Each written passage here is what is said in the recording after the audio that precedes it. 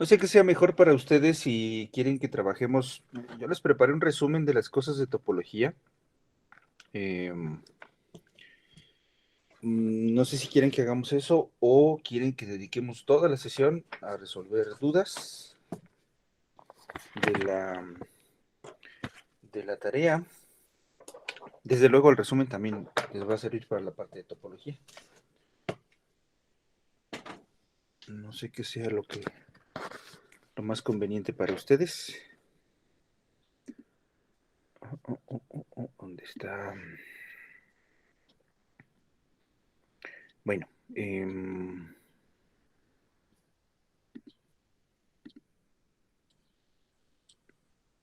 miren, antes de todo, quiero compartirles un libro también que les va a ser muy útil. Lo voy a mandar ahí por el Telegram. Eh, um, Ayer les reenvié un libro que nos compartió Ulises sobre análisis real, pero bueno, es un libro muy conocido, aunque estábamos buscándolo, de hecho, el día de ayer y no lo encontramos en físico. No sé si se consigue todavía, pero ahí está el PDF. Es el libro de Bartlett, de Introducción al Análisis Real, y yo les estoy mandando otro, que es el libro de Sagan, que esta parte de topología que les voy a presentar ahorita, les lo revisé allí, ahí pueden encontrar los detalles, o pueden ver sistematizado los resultados que se han estado trabajando con Alberto, de una manera más o menos similar. Desde luego Alberto tiene su propia visión de las cosas y las pruebas son propias de él. Pero bueno, nunca está de más un texto, ¿verdad? Que puede serles ahí de utilidad. Bueno, ¿dónde está la tarea? Aquí está. Tenemos ahorita en puerta la entrega de la tarea. Perdón, esto tengo que cerrarlo también.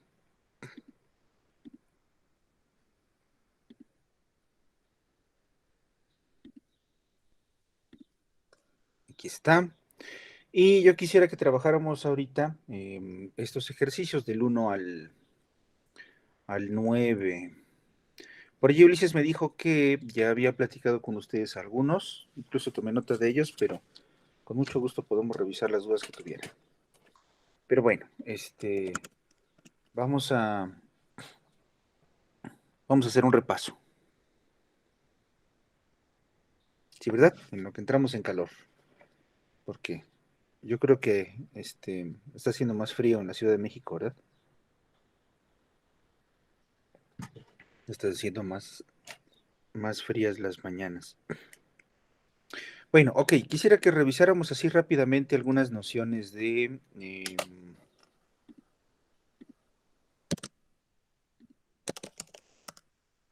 nociones y resultados de topología. Lo vamos a poner así. Solo que está muy grande esta letra.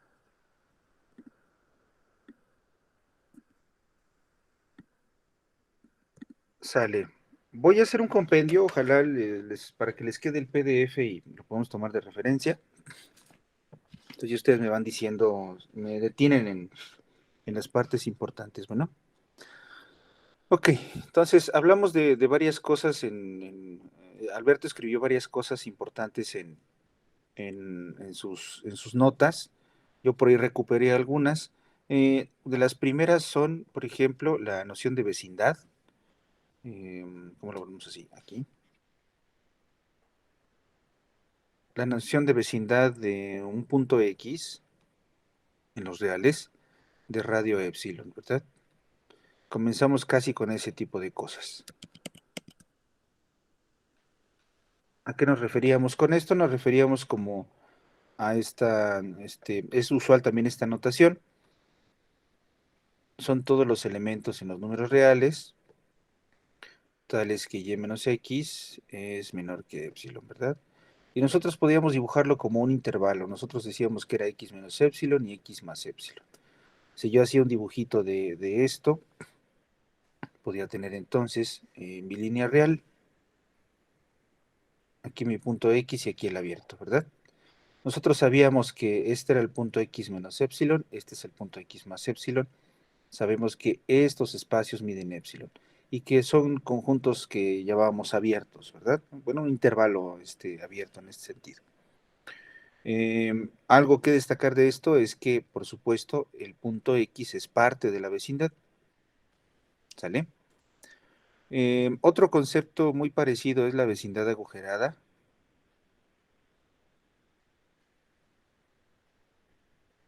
Esto no sé si lo hayan escuchado, pero yo creo que vale la pena que lo pongamos de esta manera. La vecindad agujereada de un punto X en R de radio epsilon igual va a ser más o menos lo mismo, pero a nosotros nos va a interesar quitar el punto central. O sea, lo vamos a denotar así. Las notaciones luego son muy diferentes, ¿verdad? Pero esto lo estamos poniendo así porque nosotros queremos quitar el punto central. ¿Hay alguna pregunta? La vecindad agujerada es como límite, como la de las sucesiones, que no tiene que estar justamente en el conjunto. Tiene que ver con eso, ajá, es una buena manera de decirlo. Lo voy a dibujar aquí. Lo que nos interesa con la vecindad agujereada es que estamos poniendo nuestra atención sobre lo que sucede alrededor del punto y no precisamente en el punto. Hay definiciones que van a depender de la agujereada y otras que no. Ahorita vamos a ver, pero sí es más o menos la idea, Israel. Ahí está. Ahí lo que me interesa a mí es lo que sucede alrededor del punto, ¿verdad? No me interesa el punto. Y ahorita vamos a poner varias definiciones donde usamos una u otra. ¿Sale? Bueno, entonces, precisamente para lo que estás diciendo, Israel, sobre la noción de límite, vamos a ponerlo aquí, para la noción de límite, a nosotros nos interesa saber dónde podemos definir un límite, dónde hay un comportamiento como de límite, y qué bueno que ya en este momento puedo yo hacer esto, ¿verdad? Porque Alberto construyó de manera axiomática todo, entonces yo no podría estar hablando de límites si no se hubiera construido ya esto, ¿verdad? Pero bueno, nosotros ya vimos algunas cosas, ya puedo platicarles un poquito con más soltura de esto. Para las nociones de límite habían varias cosas. Nosotros vamos a considerar primero S un subconjunto de los reales,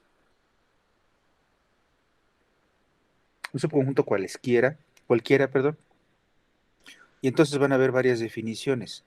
Decíamos que un punto en R, bueno, vamos a ponerlo mejor así. Hablábamos de un punto de acumulación.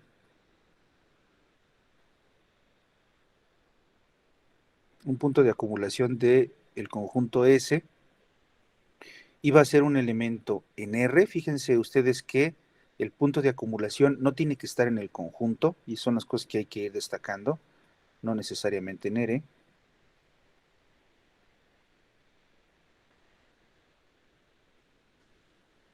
¿Sale?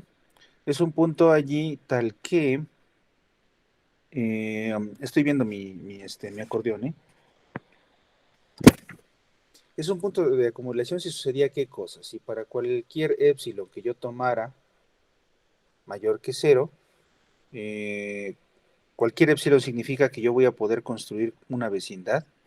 La vecindad de radio epsilon del punto A va a tener siempre puntos del conjunto S. ¿Sale? La vecindad agujereada. ¿Sí ven lo interesante de esto?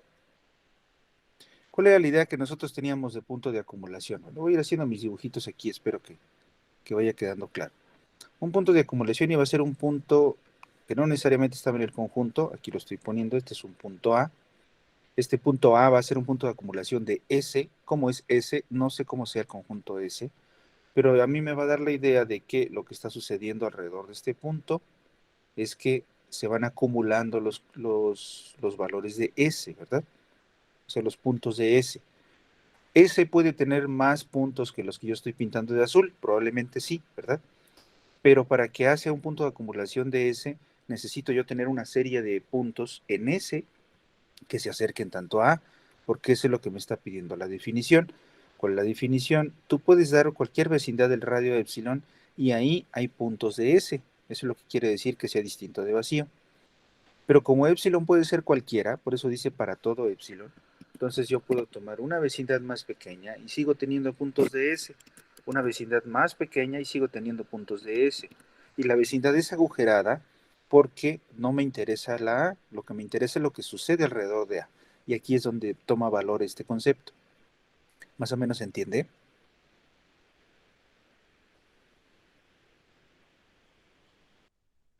Sí, adelante. El punto de acumulación no necesariamente está en el conjunto, ¿sí? O por lo regular no tiene que estar. No tiene que estar necesariamente. Puede no estar, pues.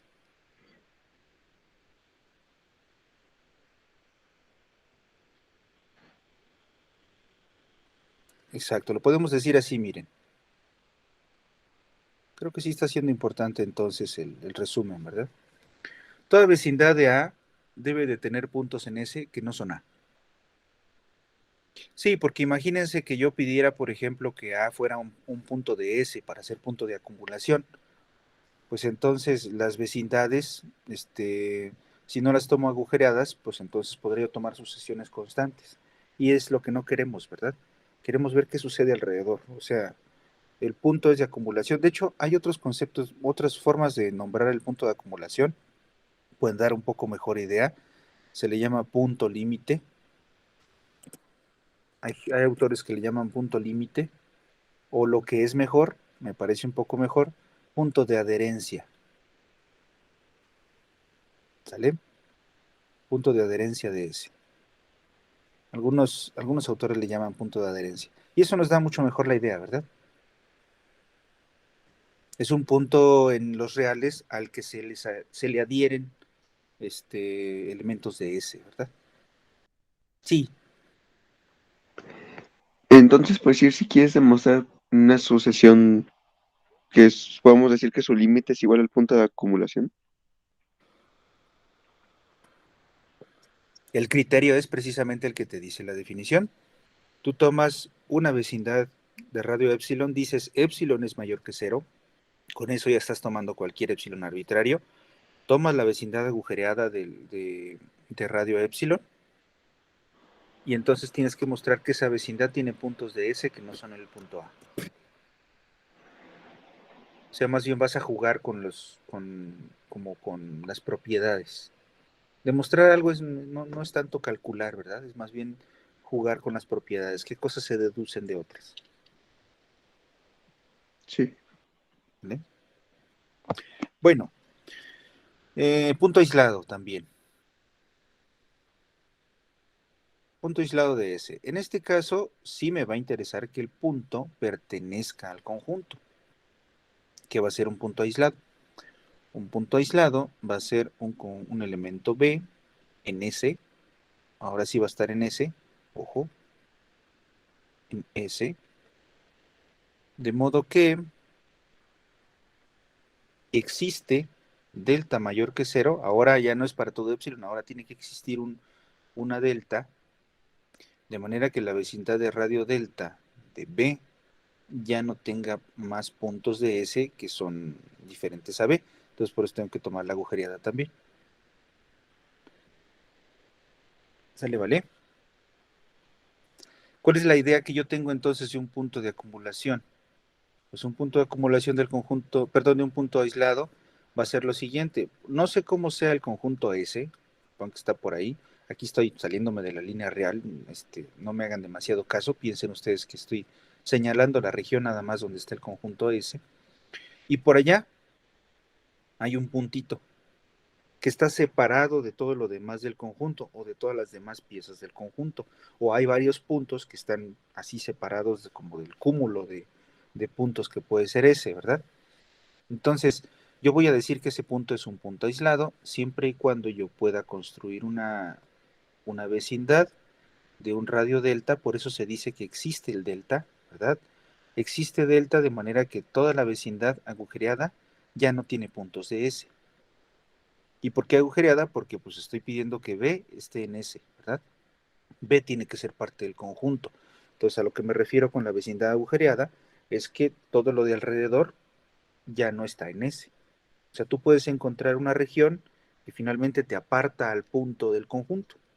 Eso es que sea un punto aislado. ¿Por qué es importante? Bueno, son cualidades lógicas, ¿verdad?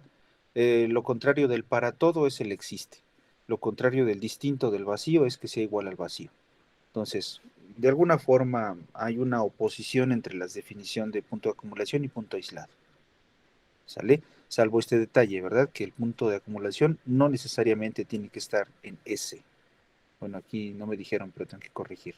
En R sí tiene que estar, ¿verdad? Si no, no estamos hablando de nada. Sí, adelante. Mm.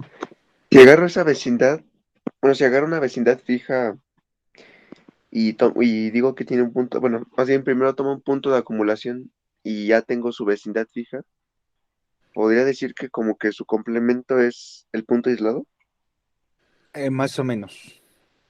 Bueno, en ese sentido en el que yo lo mencioné, es como si tú te agarras la definición y vas cambiando, vas tomando las contrapositivas, como que generas el aislado.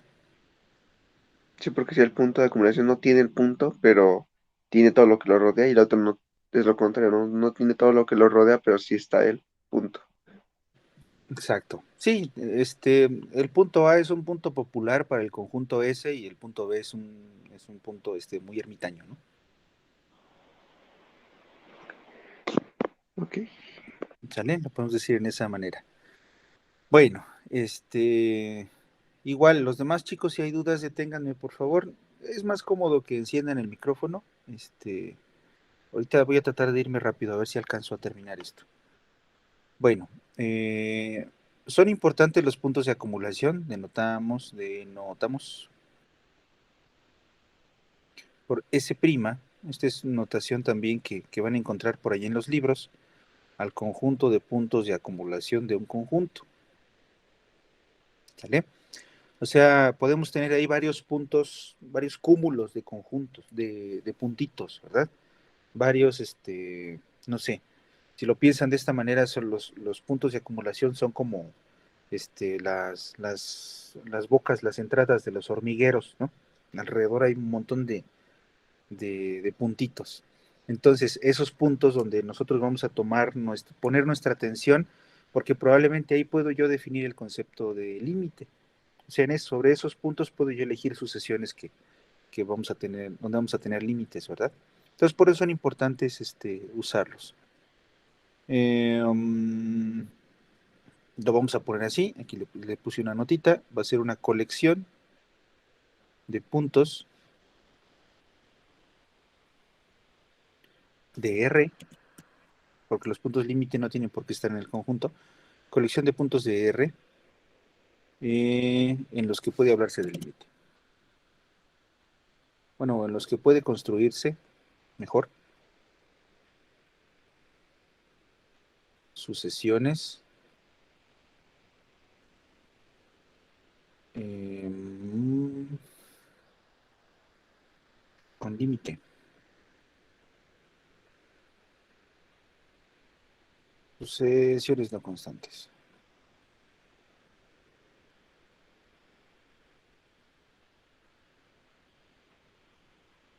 Puntos de S. Muy bien. Entonces, pues ya tenemos esos tres conceptos, ¿verdad? Bueno, son dos conceptos y un conjunto. Ahora, aquí me tengo que detener porque estas definiciones son simplemente para poner atención en los puntos en los que yo puedo hablar del límite, ¿verdad? En los que tiene sentido hablar del límite, en los que hay un comportamiento como si fuera un límite, ¿sale? Entonces vienen otras definiciones después, para el mismo conjunto S, déjenme ponerlas en una diapositiva más, y vamos a ver que esto es para hablar de el adentro o el interior, ¿verdad? Afuera o la orilla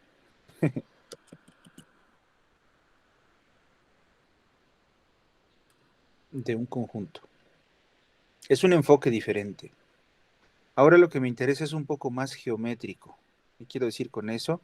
Yo quiero definir con precisión, con claridad, qué significa estar dentro o estar afuera de un conjunto. Entonces, pero esa definición, pues desde luego, tiene que ser precisa, ¿verdad? Y va a tener algunas consecuencias dependiendo de cómo sea mi conjunto S. Y este detalle lo menciono porque los números reales son un monstruo, ¿verdad? Es una cantidad infinita de puntos, no tiene agujeros, no hay, después tomado un punto, no hay un siguiente, pues quién sabe qué, es un continuo, ¿verdad? Ahí están sucediendo un montón de cosas. Entonces, estas definiciones tienen que recuperar la idea de lo de adentro de un intervalo, lo de la cáscara, que es la orilla, lo de afuera, ¿verdad? Y las vamos a precisar y vamos a ver qué significa para algunos casos. Hay medios raros. Entonces, hay varios conceptos aquí, bueno, tres. Hablábamos del interior del conjunto S,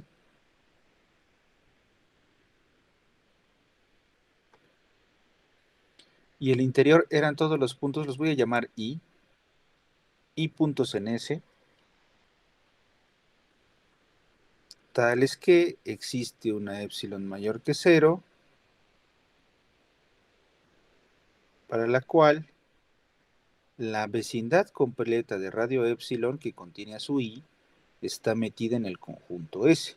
Esta es la definición del interior de un conjunto. ¿A qué me refiero yo con el interior de un conjunto? ¿Cuál es la idea? Pues ustedes piensan en una naranja, ¿verdad? ¿Cuál es el interior de la naranja? Pues es donde está toda la pulpa. Pulpa, ¿no? No culpa. Pulpa. Si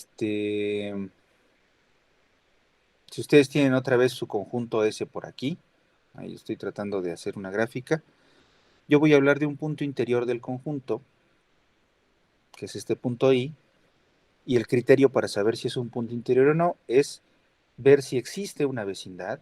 Ojo, hay que poner atención en esto, si existe una vecindad que está completamente contenida en el conjunto.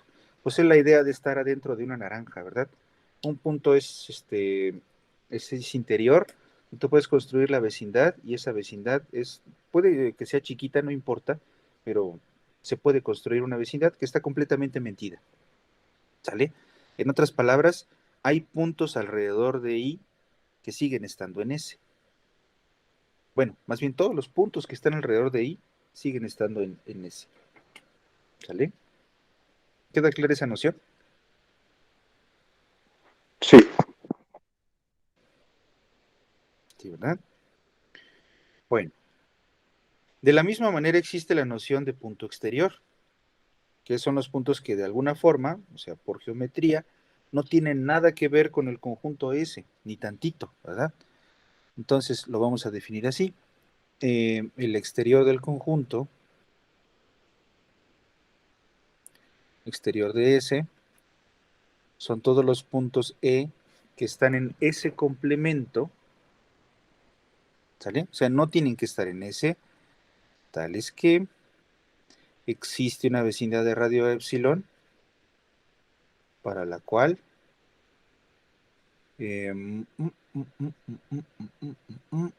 sí, la vecindad de radio epsilon de E está metida en el complemento. O sea, sucede lo mismo que con el punto interior, solo que con la parte de afuera de la naranja, ¿verdad? No tiene ni siquiera que ver con la cáscara. ¿Por qué? Porque tiene que estar fuera, en el espacio de fuera de la naranja, porque ahí tengo que construir una vecindad que esté completamente contenida en la parte de afuera. ¿Sale? O sea, de alguna forma estoy tratando al complemento del conjunto como el exterior de ese, ¿verdad? Bueno, una parte del complemento. Ahorita vamos a ver qué significa. Ahorita vamos a poner algún ejemplo. Bueno, ¿cuál es la idea entonces aquí? Es más o menos la misma, solo que por aquí tengo mi conjunto S, que tampoco sé cómo, no sé cómo sea, y un punto exterior va a ser un punto por allá, al que le voy a poder construir una vecindad de radio epsilon que ni siquiera no toca o no tiene nada que ver con ese. O sea que está completamente en el complemento. ¿Vale? y un tercer conjunto que nosotros llamábamos la frontera de S. Por ahí Alberto le escribió así, frontera de S, también es válido. Yo lo puse así por flojo, ¿verdad? Para no escribir mucho, pero pero bueno, ahí saben que ustedes que las dos cosas significan lo mismo. Frontera de S, pues nosotros vamos a tener idea de qué es la cáscara. Ahora, la frontera va a ser un punto, todos los puntos en R, ¿sale? ¿Por qué digo que están en R? Porque no sé dónde van a estar, porque puede ser que la naranja tenga cáscara o no tenga toda su cáscara, ¿sale? Entonces el punto F tiene que estar en R, no necesariamente en S.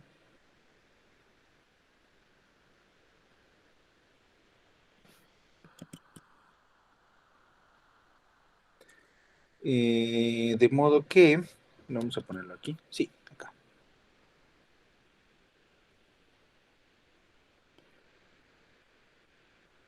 Eh,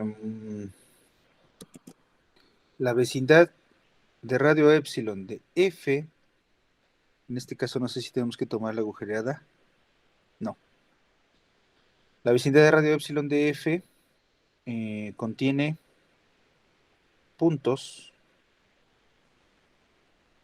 ¿Cuántos puntos? Al menos uno, ¿verdad?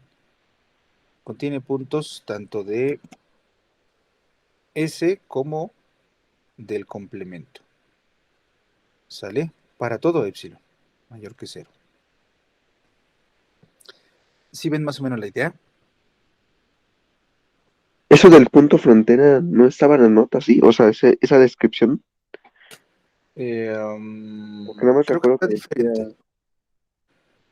es que nada más recuerdo que decía que tenía que pertenecer a los reales y ya, o sea, nada más que, en este caso que sí, es F, ¿no? F pertenece a los reales y ya. Sí.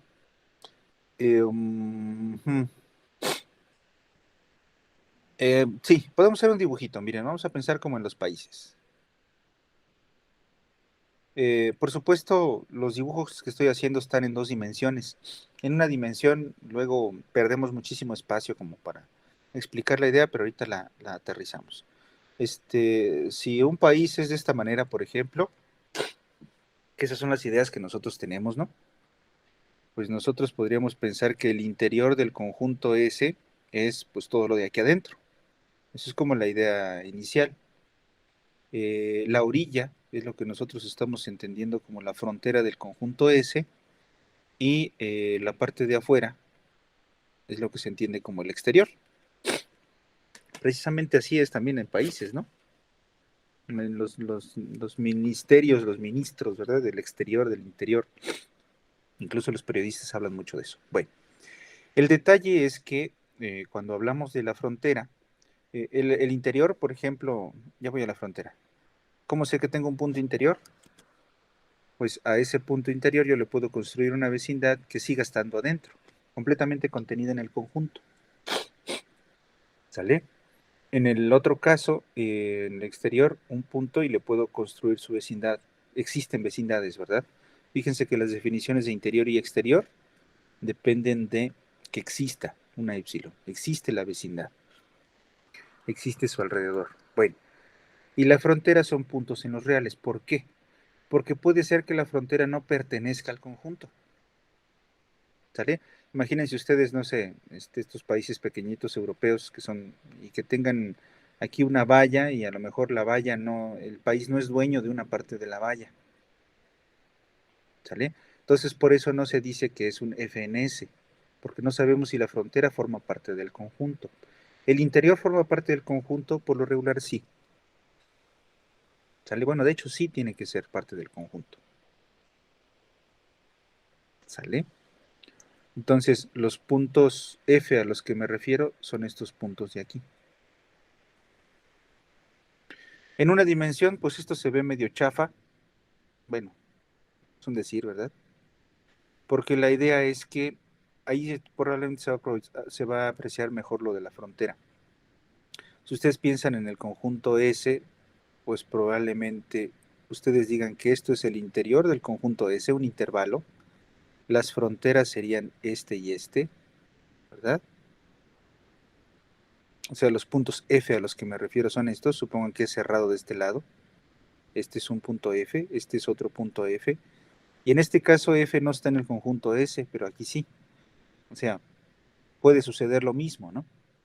Como sucede normalmente en los terrenos de una casa. Pues tenemos bardas que delimitan al terreno, pero no necesariamente la barda es nuestra, ¿verdad? ¿Sale? Por decirlo de alguna forma. Y el exterior, pues sí, es esta parte de aquí. Por eso les pongo el dibujito de allá arriba, porque probablemente se entiende un poquito mejor en 2 dimensiones. Si puede suceder también alguna otra situación en donde el país tiene, no sé, alguna isla, ¿verdad? Y aquí vamos a hablar de como de, no de puntos aislados necesariamente, no cabe aquí la definición de punto aislado, pero sí que tenemos varios pedazos en el conjunto, ¿no? Estos puntos son del interior, lo dibujé muy chiquito que ya ni siquiera cabe, interior del conjunto, su frontera son las orillas y el exterior pues es todo lo de aquí afuera. Piensen ustedes que es un país en el que son dos islas, ¿no? A lo mejor aquí están unas vallas, y todo esto es agua, ¿no? Es el exterior. Bueno, en fin, hay que echarle ahí imaginación. Y también puede suceder que ustedes tengan aquí el país completo, su interior sería esto, su frontera otra vez este cotorreo, y probablemente solamente es dueño el país de un faro por allá arriba, ¿verdad? Entonces la frontera del conjunto es esta orilla y también tiene que considerarse ese punto de allá afuera como una frontera. ¿Por qué? Porque si ustedes toman vecindades, las vecindades deben de tener puntos que no son del conjunto y puntos que sí son del conjunto. Entonces, ¿qué punto sí es del conjunto? Pues el punto mismo. ¿Qué parte no es del conjunto? Pues todo lo demás de la vecindad. Observen aquí que la definición de frontera necesita la vecindad completa, no agujereada. Entonces, eso permite que estos puntos sean tratados como puntos frontera. ¿Sale? Porque si la pongo agujereada, entonces en esta situación una vecindad ya no tendría ningún punto de S. ¿Sale, vale?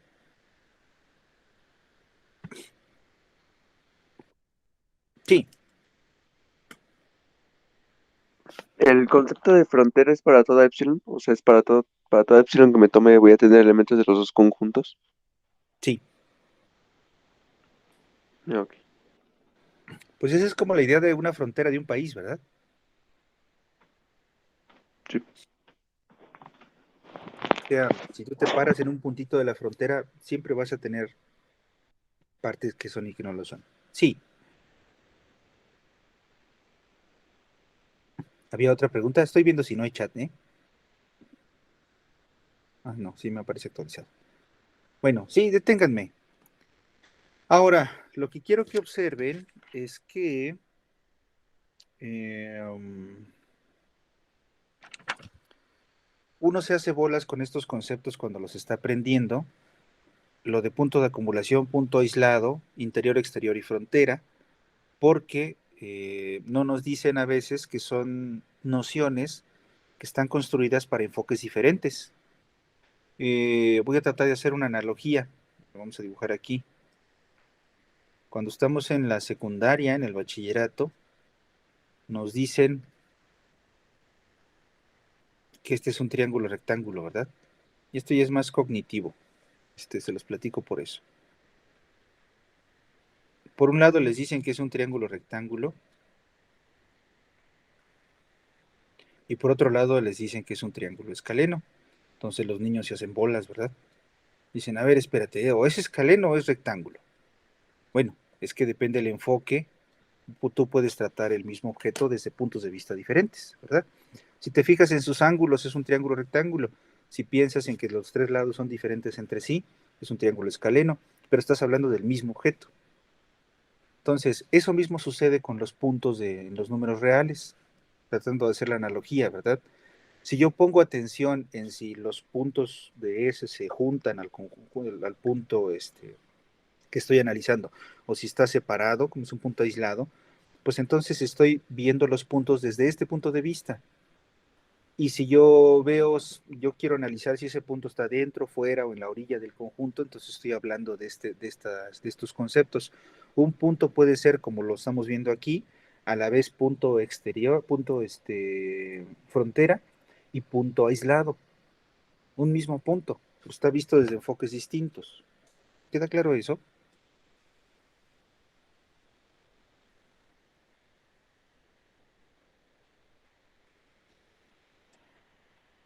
Sí, ¿Sale? Punto aislado y frontera. Es un mismo punto. Y está pasando esto mismo. ¿Sale? Eh, Ahora hay que hacer algunos comentarios aquí. Observación, vamos a ponerlo. No existe una tercera posibilidad, una cuarta posibilidad.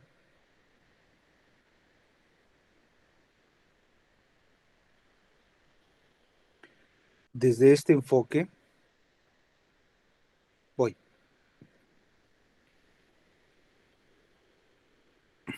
para algún punto de R. Sí, adelante. Pero porque puede ser lo mismo punto aislado y punto frontera, dijo. No lo mismo, más bien hay puntos que pueden cumplir las dos cualidades. Pero es que sí es pero es que el punto aislado es respecto a un conjunto, ¿no? Ya dado. Punto aislado respeta una característica que es el hecho de que tú puedes construir una vecindad alrededor de él que te separa al punto de todo lo demás del conjunto. Y el punto frontera tendría que estar en los dos conjuntos, sus elementos, ¿no? Y el punto frontera, exacto, la vecindad debe de tener puntos tanto del conjunto como de puntos que no son del conjunto. Pero entonces no sería como que en contradictorio con el punto aislado, porque tiene elementos de los dos conjuntos y el aislado requiere que solo tenga uno de un conjunto. Ah, no, sí, es cierto, ya. ¿Sí? Exacto. Y el Porque tiene detalle, menos uno. exacto, el detalle de lo que acabas de decir está en esto, mira. Para la frontera de un conjunto, tu vecindad tiene que estar completa, mientras que para el punto aislado, la vecindad tiene que estar agujereada.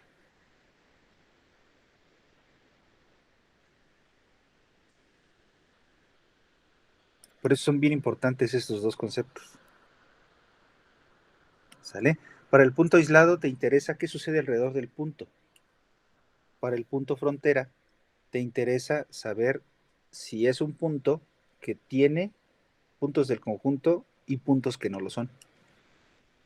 Son dos enfoques diferentes. Lo que les decía del triángulo, ¿verdad? No quiere decir que ser un triángulo rectángulo y ser un triángulo escaleno sea lo mismo. Puedo construir un ejemplo diferente para cada cosa. ¿Sale? Pero este mismo objeto cumple con las dos características, las dos cualidades que se establecen desde puntos de vista diferentes. ¿Vale? Ujú. Entonces podría ser como una, una proposición de un entonces, ¿no? Porque entonces si es punto, bueno, si es punto aislado, entonces es punto frontera. Ya no al revés. Ajá, exacto. Sí, eso podría ser una proposición. Muy bien. Pero entonces ven cómo, si lo vemos adecuadamente, o así como se lo estoy presentando, este, uno tiende a hacer esas implicaciones, ¿verdad? ¿Qué cosas implican otras? Es una buena proposición, ahorita la escribimos.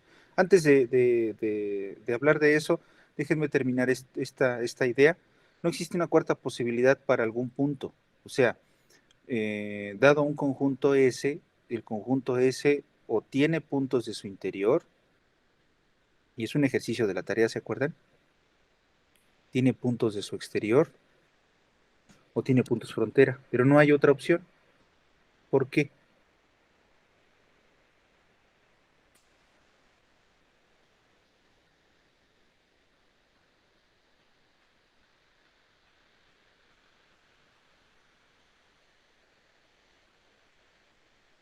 ¿Alguien lo Porque ve? pues ya abarca todo, ¿no? Son todas las propuestas lógicas, ¿verdad? Un punto, o estás adentro, o estás afuera, o estás en medio. No sea un o excluyente. Habría que ver. Esa es una buena pregunta. ¿Estos conjuntos son em, disjuntos? O sea, ¿existe algún punto que puede estar a la vez en un interior y un exterior? ¿O en un exterior y una frontera? ¿O en interior y la frontera? ¿Qué piensan ustedes?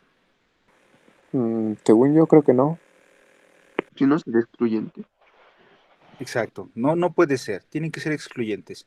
¿Por qué? Porque son categorías lógicas, ¿verdad? Son como el menor que, mayor que y el igual. Es una especie de tricotomía. No pueden suceder dos cosas a la vez. A la vez me refiero en que no puede suceder que un punto, un valor sea menor que otro y al mismo tiempo sea igual, aunque lo consideramos en el menor o igual, pero es un o, ¿verdad? Es un o inclusivo, ¿sale? X es menor o igual que 7, es que tiene la posibilidad de ser 7 o bien de que ser menor, pero son dos posibilidades distintas. O sea, no puede suceder el y, ¿verdad? Esto no significa esto, ¿vale? Entonces, más o menos así es también el interior, exterior y frontera. Bueno, nos dijo por ahí Israel, punto aislado implica punto frontera. Creo que sí, habría que probarlo. La proposición 2 que yo les quería mencionar, esto ya es con miras a nosotros ir rumiando los resultados, ¿verdad? ¿Dónde está mi proposición? Ya lo perdí. Sí, punto interior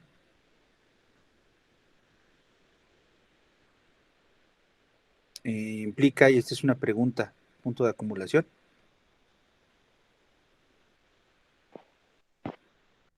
No, sí.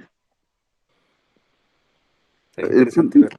punto interior no recuerdo si tenía que estar el punto en el conjunto, sí, ¿no? Tiene que estar el punto. Sí, Ah, pues porque entonces toda la vecindad tiene que quedar adentro, ¿no? no implica, sería al revés.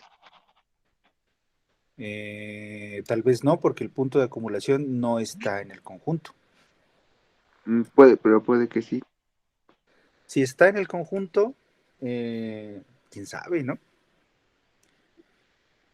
Es que yo diría que sí jala al revés, ¿no? Porque si es punto de acumulación, entonces, no, creo que no, tampoco. Sí, porque ese puede estar formado de más puntos de la sucesión que diste. Bueno, esto se los dejo ahí para que lo piensen, ¿vale? No se van a dar las implicaciones, son cosas diferentes.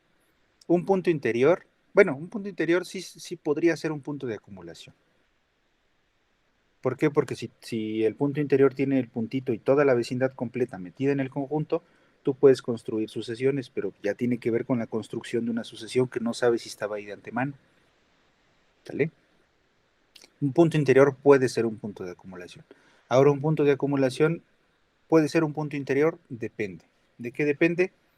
De primero, de si el punto está en el conjunto, y segundo, si el conjunto solamente son la sucesión que se acumula al punto.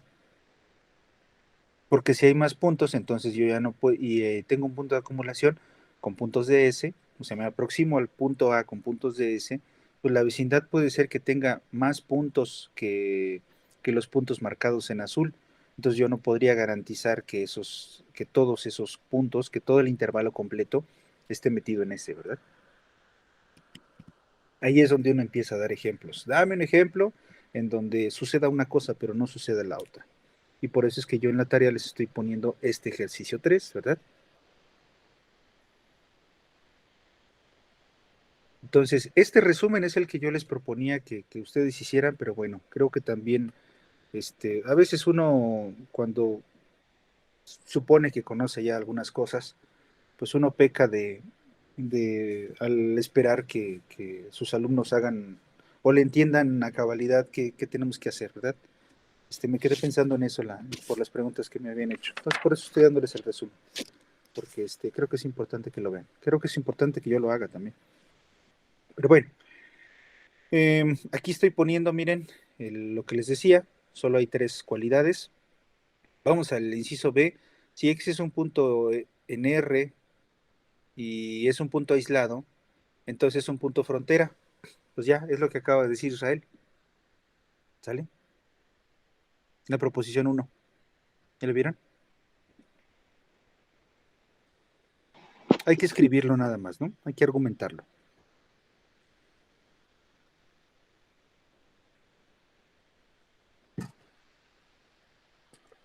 Ahora el conjunto C nos dice que la cerradura del conjunto, ahorita vamos a hablar de eso, que la cerradura de un conjunto es un conjunto junto con todos sus puntos de acumulación. O sea, ok, no tenías puntos de acumulación metidos en el conjunto, pégaselos. Y eso es lo que se significa por la D con barrita. Y dice que esto es igual a D unión con su frontera. O sea que un punto de acumulación del conjunto no puede estar en el exterior. Anoten eso por ahí, para el inciso C. Un punto de acumulación del conjunto no puede estar en el exterior. Y eso podría ser una buena pregunta también, una buena proposición. ¿Sí ven por qué? Como está en el exterior, que esté en el exterior significa que le puedes formar una vecindad que no tiene nada que ver con el conjunto como tal. Entonces, pues es como lo contrario a ser punto de acumulación. Ni siquiera es punto aislado porque el punto está en el exterior y no tiene que pertenecer al conjunto. ¿Sale? ¿Sí ven cómo empezamos a jugar con los conceptos? ¿Otra vez lo podía repetir, por favor? Sí, cómo no. Un punto exterior no puede estar no puede ser un punto de acumulación del conjunto.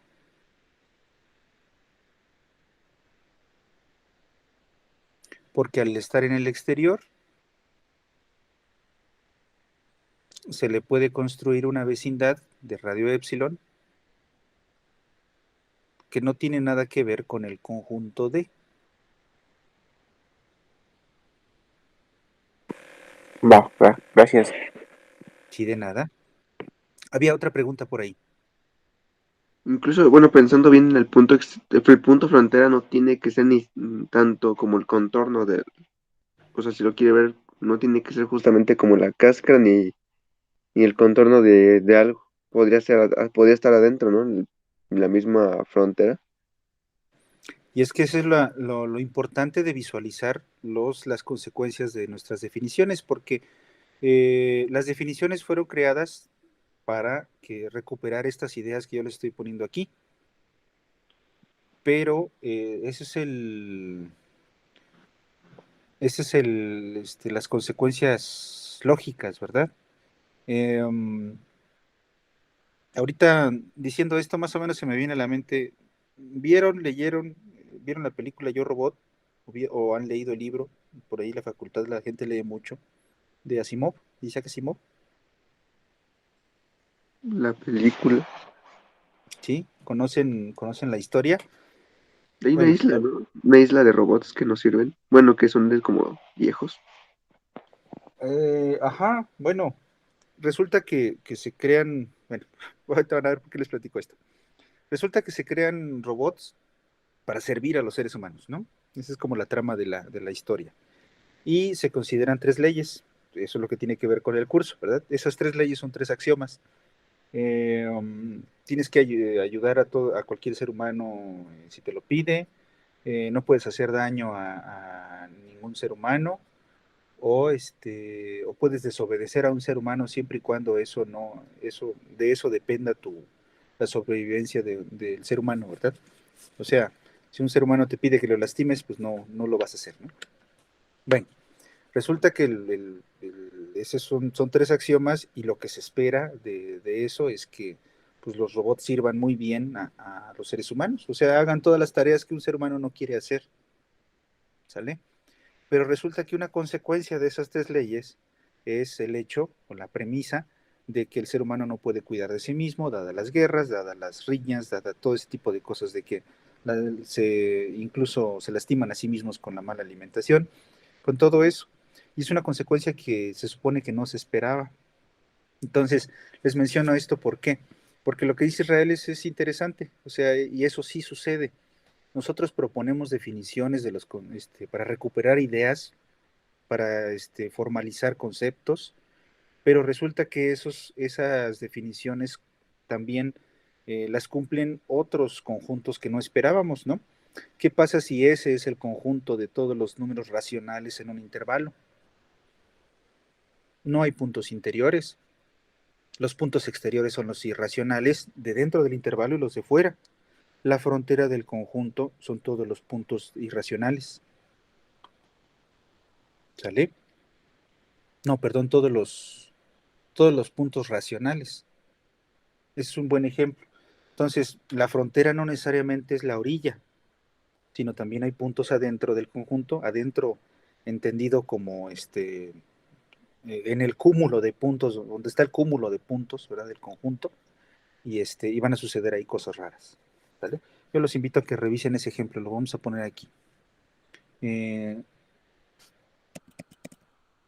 ¿Sí me explicó?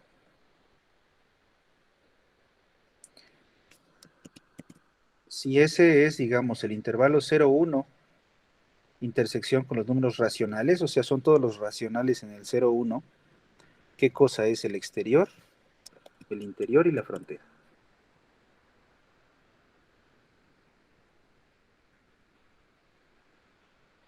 Una pregunta. Sí, Por ejemplo, un conjunto abierto tendría frontera. sí. Ok. ¿Cuál sería una forma de visualizar eso? Un intervalo abierto, su frontera son los dos puntitos. En un intervalo cerrado, su frontera son los dos puntitos de la orilla. En un intervalo que tiene un abierto y un cerrado, la frontera son los dos puntos de la orilla. O sea, también podría ser sus puntos de acumulación. Eh, Podrían ¿Tiene que ver con coincidir. los puntos de acumulación? Bueno, qué bueno que ya están. ¿Ven cómo es natural hacerse esas preguntas? Vamos a ver. Voy rápido ahí con lo que les preparé. Sale. Entonces, otra vez, resulta que hay otro enfoque también para analizar los conjuntos, que son los abiertos,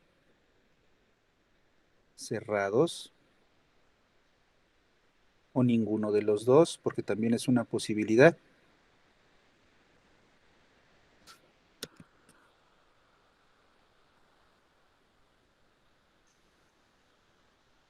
Muy bien. Entonces lo voy a poner aquí rapidísimo y ahorita vemos qué relación tiene las fronteras con el cerrado o con los puntos de acumulación y vamos a probar un teorema de hecho. Bueno, un conjunto en los reales es abierto. Lo voy a poner en estos términos. Sí, solo sí, todos los puntos de A son interiores.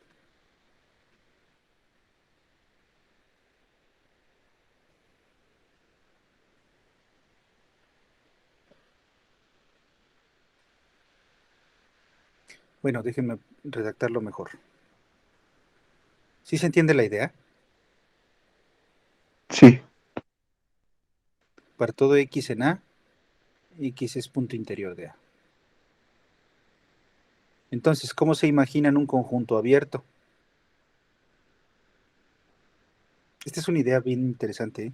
Y bien necesaria. Pues voy a hacer un dibujito. Piensen ustedes en todos los puntos que están aquí dentro de esta línea punteada. ¿Por qué todos los puntos interiores de un conjunto se verían así? Bueno, estoy hablando de dos dimensiones. Por ahí Ulises me dijo que incluso se estaba yendo a dos dimensiones también porque costaba explicarlo en una y creo que tiene razón. Está punteada porque no toca los extremos, ¿no? Bueno, no toca las orillas. No, no pertenece la orilla al conjunto, exacto. Si fuera una naranja, sería una naranja sin cáscara, ¿no? Entonces, si pensamos a los puntos interiores como la pulpa de la naranja, ¿por qué lo pienso así? Pues porque un punto aquí adentro del conjunto debería de poderle construir su vecindad, de manera que esa vecindad de radio epsilon, por supuesto, son abiertos, ¿verdad? O sea, son intervalos abiertos, esté metida en el conjunto. Oye, espérate, pero vete más a la orilla. Ah, pues no importa. Si estás en la orillita, es una vecindad más chiquita y la vecindad está metida. Pero te vas a otro punto más cercano, no importa, haces otra vecindad más chiquitita todavía. nunca vas a tener la necesidad de construir una vecindad de radio cero. Siempre va a ser un radio epsilon, por muy pequeño que sea, positivo. ¿Sale? Entonces por eso me da la idea de que el conjunto está como desprotegido, ¿verdad? No tiene la cáscara, no tiene la orilla, porque si te paras en la orilla, entonces la vecindad ya va a tener puntos de afuera y adentro, y ya no va a ser cierto que es interior. Entonces, consecuencia de que sea abierto quiere decir que su frontera no está allí, y eso puede ser una proposición, si quieren lo ponemos aquí. Bueno, una observación. Si A es abierto, la frontera de A y A no tienen nada que ver. O sea, el punto A no tiene puntos frontera. Digo, el conjunto A no tiene puntos frontera. Precisamente por eso, porque todos los puntos de A tienen que ser interiores. Un conjunto es abierto, sí, solo sí, todos sus puntos son interiores.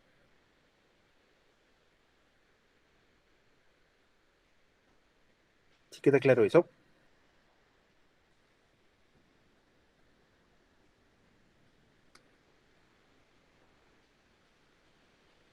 Sí. Entonces sería que para todo elemento del conjunto va a existir un epsilon. Para todo hay un épsilon y tú puedes meter el punto junto con toda su vecindad adentro del conjunto A. Y es un existe, ¿eh? Es un existe. Existe un épsilon. ¿Por qué existe? Porque, pues bueno, basta con que exista uno. Todos los demás chiquitos, pues también van a estar metidos, ¿verdad? Son como Sí, o consecuencias de sea, las definiciones y de las ideas. existe porque va variando conforme te agarras al punto. Porque si te agarras Exacto, una cualquiera, puede que se salga del conjunto. exactamente.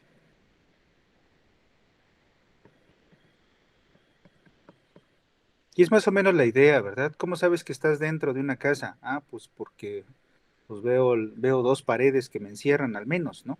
Podría ser una caracterización. Bueno, eso es más difícil. Hay un teorema que se llama el teorema de la curva de Jordan. Cuando tengan ahí un chancecito, échenle un ojo. Cuando uno tiene una región cerrada, pues uno tiene claro que está dentro, ¿verdad? Está encerrado. Aquí estás adentro, aquí estás afuera. Pero depende de la forma de la curva, y la curva está ahí muy sofisticada, ¿no? Un intestino. Si estás aquí, ¿cómo sabes que estás dentro o estás afuera, verdad? Entonces el teorema de la curva de Jordan les permite decidir si están adentro o están afuera de alguna región, si la curva delimita alguna región como para decir que está dentro o está afuera. Y de hecho eso lo vamos a ver ya próximamente con las curvas. Ustedes tienen una barda de esta manera y ustedes están aquí, pues pueden pensar que el niño está dentro o la niña está afuera. Pero si la curva es al revés, así, pues el niño está afuera y la niña está dentro. Aunque como tal la barda no delimita una región, sí da la idea de cerrar algún espacio, y esa es la concavidad de las curvas. ¿Sale? Ya lo vamos a ver. De hecho, por ahí ya vi que Alberto ya lo puso en sus notas. Pero bueno, es un resultado. Si A es un abierto, no tiene puntos frontera. Y la argumentación es precisamente lo que dijimos. Si tuviera uno, por reducción al absurdo, ¿verdad? Si tuviera un punto frontera, entonces, por la definición del punto frontera, hay una vecindad que tiene puntos tanto del conjunto como puntos que no lo son. Y entonces, esa parte de puntos que no son parte del conjunto A hace que A ya no sea abierto, ¿verdad? O sea, ya estaría mostrando un punto que no tiene vecindad completamente contenida en A, ¿vale? Bueno, un conjunto B es cerrado, sí, solo sí, su complemento es abierto. ¿Qué quiere decir eso? Que todos los puntos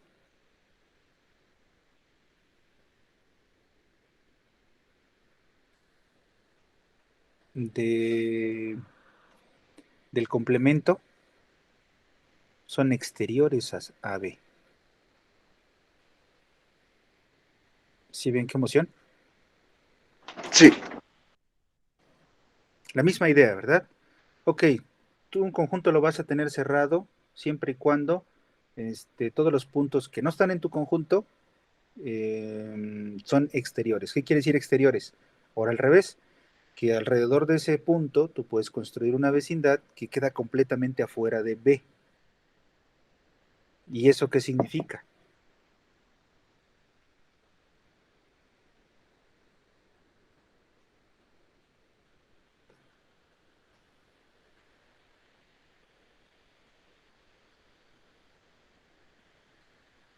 ¡Tarán!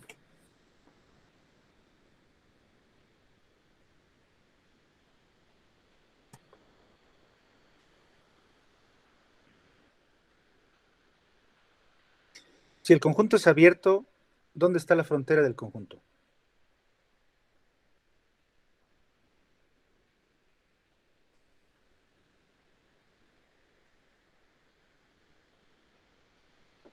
Tiene el complemento, ¿no? Exacto.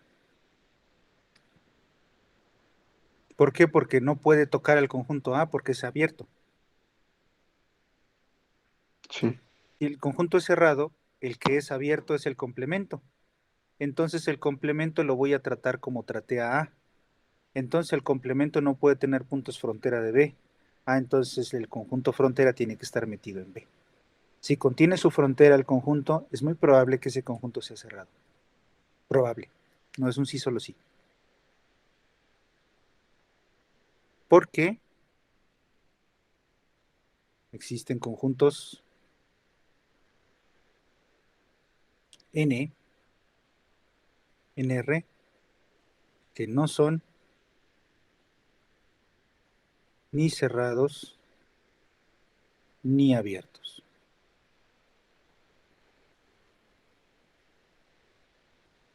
¿Cuál es la idea?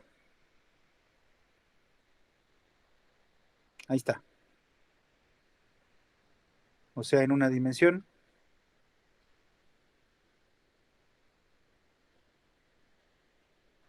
ahí está.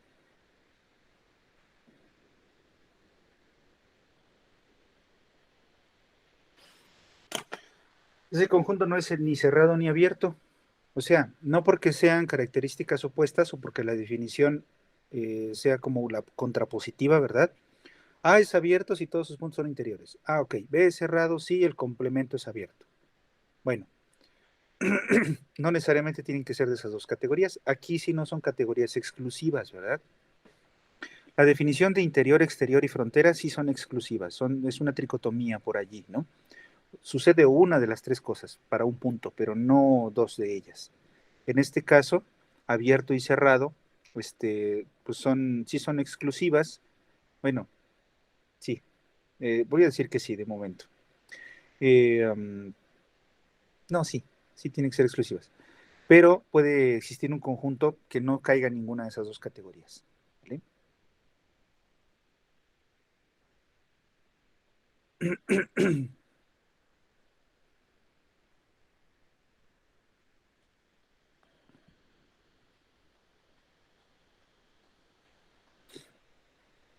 Ok. Bueno, por aquí tengo mi observación que les había puesto hace rato. De hecho, sí la escribí, miren. Es que ayer fui preparando todo esto y se me fueron ocurriendo ahí algunas cosas que platicarles.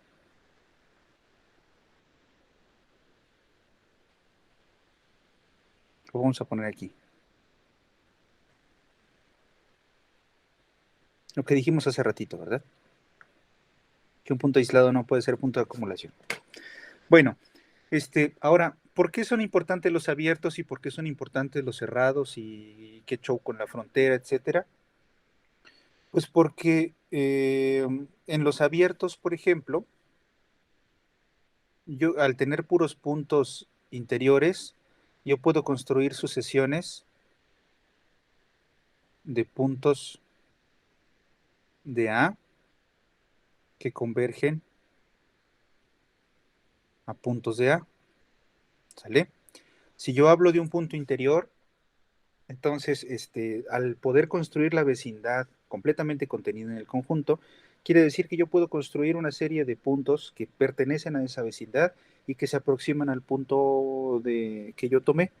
O sea, un punto interior puede ser visto como un punto de acumulación, porque puedo yo elegir puntos de A, porque hay una vecindad completamente contenida en el conjunto A. ¿Se entiende eso? Sí, Ahora, los cerrados son importantes porque puedo aproximarme a un punto frontera, por ejemplo.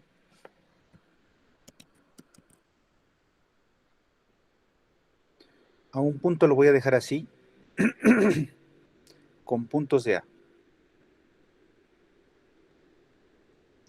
Al ser un punto frontera en un conjunto, ustedes pueden elegir, todas las vecindades que elijan tienen puntos tanto del conjunto como puntos que no lo son.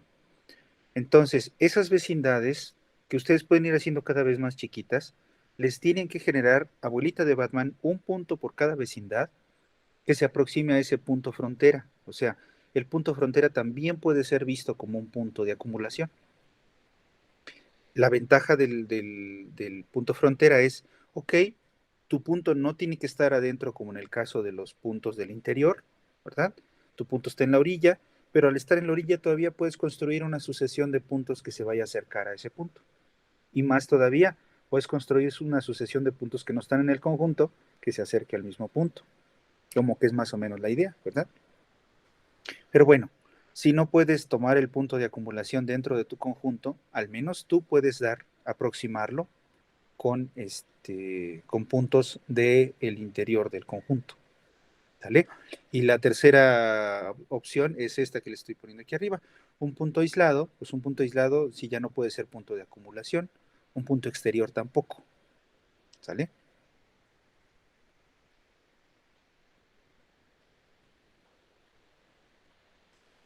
Porque en los dos casos hay vecindades eh, que ya no contienen puntos del conjunto. Bueno, lo del punto aislado, salvo que ustedes consideren una sucesión constante, ¿verdad? Ahí estarían retorciendo un poquito la definición, pero bueno, no va a cumplir con las ideas que nosotros tenemos, ¿verdad? Sale, entonces, ¿cuál es el resultado del que les quiero hablar? Eh, Vamos a ponerlo primero como un lema.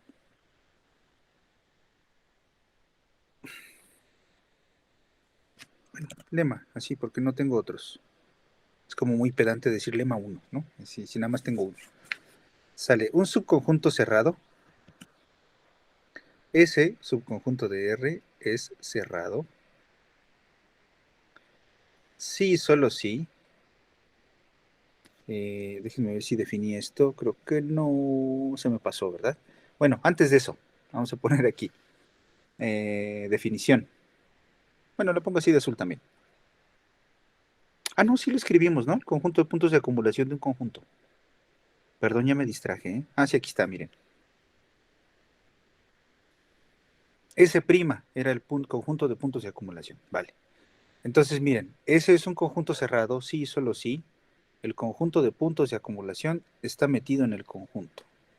O sea, ese cerrado es una cualidad equivalente a que S contiene todos sus puntos de acumulación.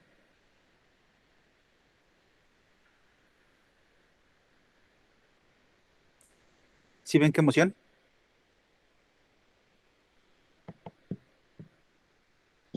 entonces también tendría la dentro de la frontera, ¿no? Y también tendría, pues siendo nada más la frontera y puntos de acumulación, dijo. Ajá, exactamente. Este, Sí, bueno, cuando no los tiene, o sea, cuando el punto no tiene, digo el conjunto, no tiene todos sus puntos de acumulación, se le pueden pegar, ¿no?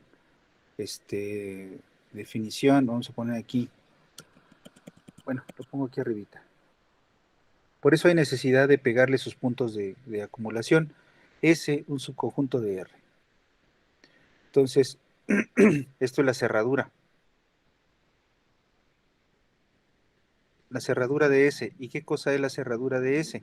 Es precisamente S junto con todos sus puntos de acumulación, porque no necesariamente los tiene. ¿Dónde pueden estar los puntos de acumulación? Esa es otra cosa. Pueden estar en el interior o en la frontera, pero no pueden ser exteriores, ¿verdad? ¿Se vieron? No, porque si está en el exterior, estaríamos diciendo que está en un conjunto abierto. Y por eso la definición, ¿verdad? Porque si es exterior, puedo construir la vecindad que me aparta al punto. La diferencia entre punto aislado y punto exterior es que el punto aislado, el puntito pertenece al conjunto. En el exterior, el punto no pertenece al conjunto. Esa es la única diferencia, ¿verdad? Pero en los dos casos se toma una vecindad y lo mandas a volar, ¿verdad? Entonces, ¿cómo llegas al punto con puntos de S si es exterior? O sea, si ya te están diciendo que hay una región que no va a tocar tu conjunto, ¿no? Es un intocable, no te le acerques aquí al funcionario a más de 3 metros, ¿verdad? Perdón, a menos de 3 metros. Entonces, no tienes acceso a él, no puede ser de acumulación, ¿vale? Entonces, ¿tiene que ver esto con la frontera? Definitivamente sí, ¿verdad? Pero como los puntos de acumulación no solo pueden estar en la frontera, sino también en el interior, entonces la cerradura del conjunto construye al conjunto ya cerrado junto con todos los puntos de acumulación. Ok, ¿quieres límites que tengan que ver con tu conjunto S? Entonces ahí los estás agarrando todos, ¿verdad? Sí, O sea, no podía ser, no podía tener un punto de acumulación afuera porque, como dijimos, el conjunto de afuera ya es abierto. Y como es abierto, no puedo encontrarme como una. O sea, no es para toda, o sea, para toda opción no puedo encontrar elementos que ya lleguen al otro conjunto. Porque como es abierto, siempre puedo encontrar otro, que va a estar como que más, o sea, siempre puedo encontrar una distancia donde sigo estando metido dentro del abierto. exactamente. No hay acceso al punto, ¿verdad? Bueno, vamos a probar esto. ¿Tengo tiempo? Sí. Vean, ¿cuáles son las implicaciones? Conjunto cerrado, sí, solo sí, contiene todos sus puntos de acumulación. Vale. Entonces, vamos a probar esta dirección. S, subconjunto de R, cerrado. Esas son las hipótesis. Y quiero probar que los puntos de acumulación están metidos en S. ¿Cómo pruebo que los puntos de acumulación están metidos en S? Vamos a ponerlo, es decir, elipso est, si X en R, fíjense en R, es punto de acumulación de S, yo quiero probar que X está en S. ¿Sale, vale? Esto que está escrito aquí a la derecha es lo mismo que esto de aquí de la izquierda, ¿verdad? ¿Por qué? Porque es su significado. ¿Cómo pruebas que se tiene esta contención?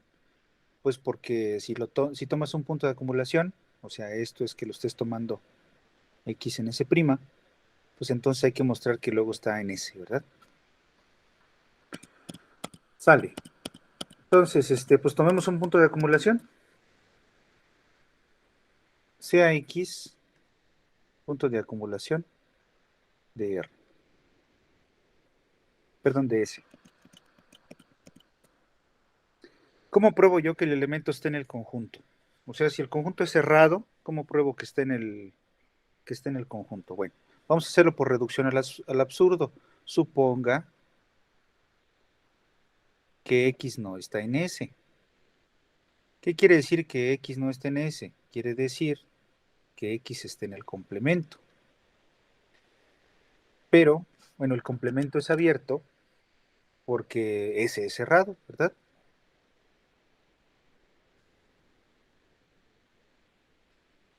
El complemento es abierto porque S es cerrado. Entonces, ¿qué pasa con que es abierto? Lo que decíamos ahorita. Si ese punto no está en S, como el complemento es abierto, entonces yo puedo construir una vecindad de radio epsilon del punto S que está completamente contenida en el complemento. ¿Sale? Para alguna, perdón, ya se me atoró esta cosa. ¿Sí me siguen? Sí, Para alguna epsilon mayor que cero, ¿verdad? Pero eso contradice el hecho de que es un punto de acumulación de S. ¿Sí lo ven? Sí, porque si te puedes construir esa vecindad, el que siempre está dentro de los elementos, pues entonces no es punto de acumulación, porque el punto de acumulación te tiene que decir que con que me hagas tantito a un lado ya llegue al otro conjunto. Exactamente, ¿verdad? Muy bien. Entonces, ¿dónde viene la contradicción? Pues de suponer que X no está en S. Por lo tanto, X tiene que estar en S, abuelita de Batman. Y ya acabaste. Entonces, si es cerrado, tiene todos sus puntos de acumulación. ¿Sí se entiende esto?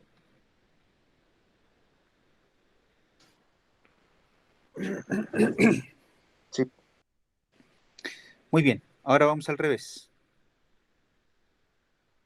Si S es un subconjunto de R, tal que contiene todos sus puntos de acumulación, entonces yo quisiera mostrar que S es cerrado. ¿Y cómo pruebo que algo es cerrado? Pues a mí me mostraron que la manera de probar que es cerrado es probando que el complemento es abierto. ¿Vale? ¿Cómo se prueba que un conjunto es abierto?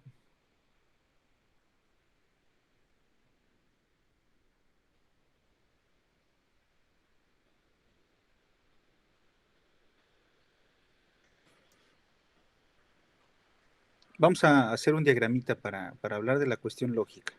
Aquí están todos los puntos de acumulación de S, que la hipótesis me dice que están metidos en S.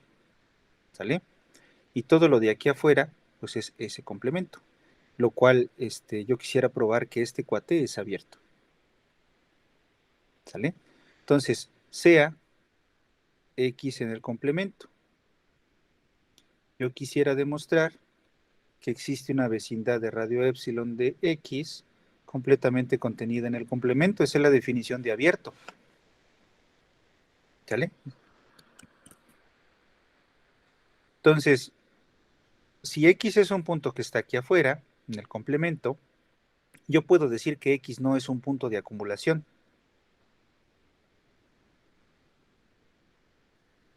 Como ese complemento intersección S es vacío, pues por la ahora, definición del complemento, ¿sí?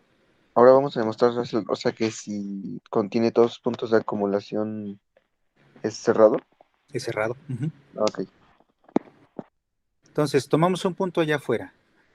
Yo quisiera demostrar que existe un epsilon cuya vecindad hace que todo lo que está en la vecindad junto con el punto sigue estando en el complemento. Eso probaría que el complemento es abierto y por tanto que el conjunto S es cerrado. ¿Sale? Y el detalle, el punto fino, ¿dónde está? Pues tú sabes que el complemento y el conjunto no se tocan. Pues sí, ¿verdad? Así están construidos el conjunto y su complemento. La definición de complemento es todos los puntos que no están en S. Ahora, tú sabes que S contiene sus puntos de acumulación, esa es tu hipótesis. Entonces, si los vatos de aquí afuera no tocan a S y S tiene aquí sus puntos de acumulación, yo puedo decir, puedo concluir que X no es punto de acumulación de S. ¿Sí ven por qué?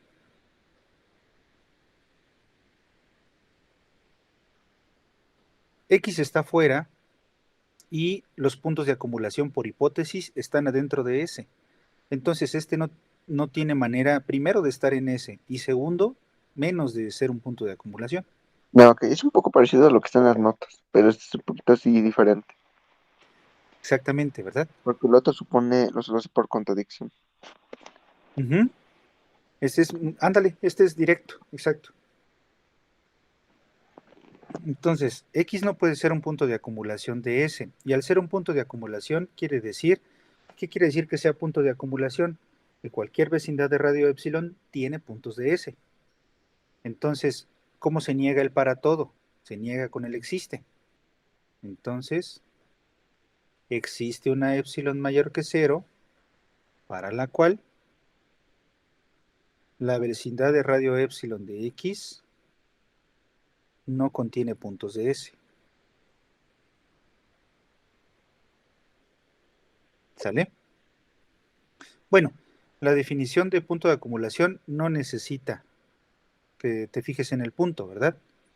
Pero como el punto ya lo estoy tomando en el complemento, vamos a ponerlo aquí. Como X está en el complemento, puedo decir además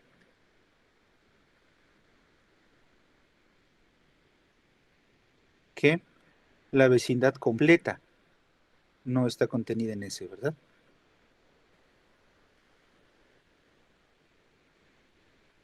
Bueno, no debo ponerlo entre paréntesis porque no es menos importante. Por lo tanto,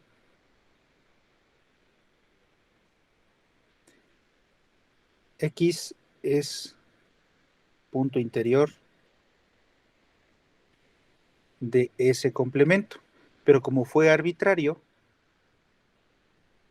quiere decir que todos los puntos del complemento son interiores. O sea, SC solo tiene puntos interiores. O sea, es abierto. ¿Vale?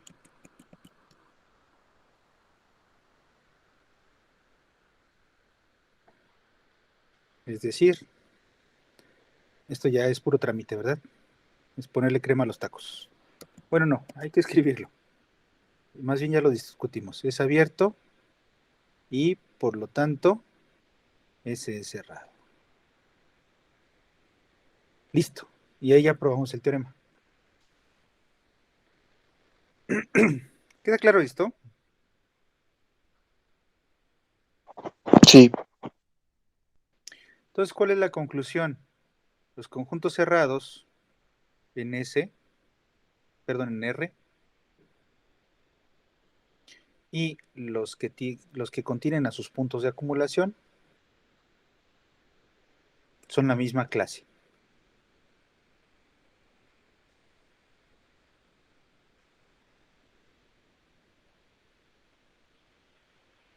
o sea, es como una, o sea, está completamente contenido en cuestión, más bien son iguales, ¿no? Dijo. Sí, exacto. Es la misma clase, o sea, quiere decir que Hay eh, demostrar que están con la doble contención. exactamente, ¿verdad? Si es cerrado, entonces tiene sus puntos de acumulación. Si tiene sus puntos de acumulación, entonces es cerrado. ¿Y por qué son importantes estos teoremas? Bueno, porque nosotros estamos viendo que lo de abierto, cerrado, etcétera, es una visión de los conjuntos, atiende a ciertas características, es una clasificación de acuerdo a cómo yo quiero organizar los conjuntos, ¿verdad? Ahora lo de los puntos de acumulación y todo eso, pues atiende a otro punto de vista. Ahora resulta que en dos puntos de vista diferentes, encuentras equivalencias, ¿verdad? Ah, ok, fíjate que esta clase de cerrados es la misma clase de los que tienen a sus puntos de acumulación. Entonces estás hablando de dos características diferentes de un mismo conjunto. Depende que sea lo que tú necesitas para lo que estás trabajando.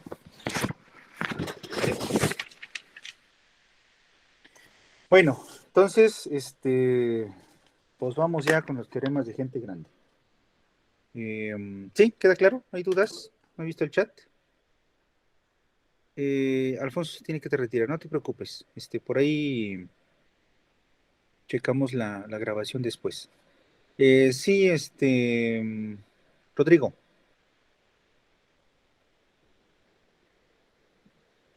Por ejemplo, en ese teorema que menciono, podría ser válido que agarrar un intervalo, digamos, cerrado, a partir de ahí demostrarlo. Sí, bueno, tomar un intervalo cerrado es un ejemplo de un conjunto cerrado.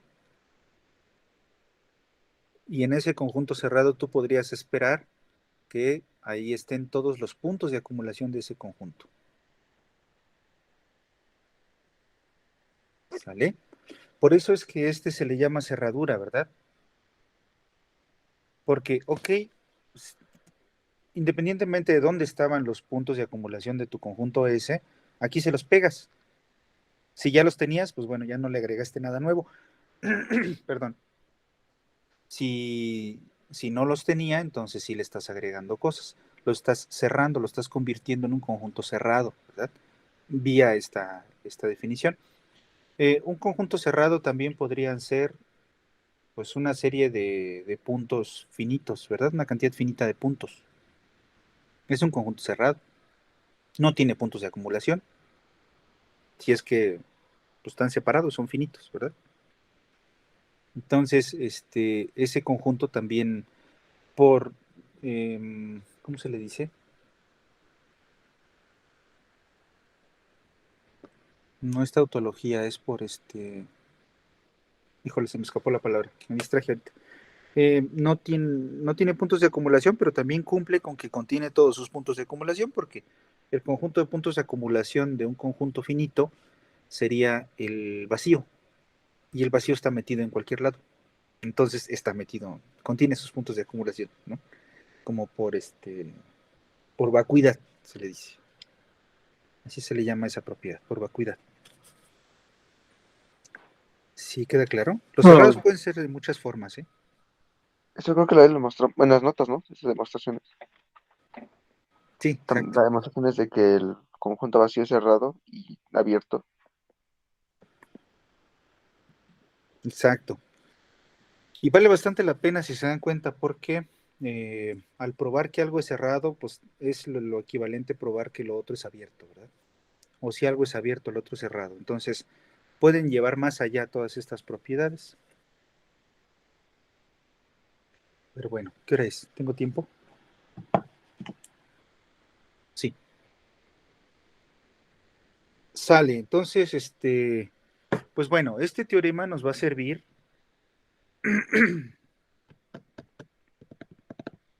Híjole, no voy a acabar todo lo que quería, pero bueno, ya está siendo útil el repaso, ¿verdad?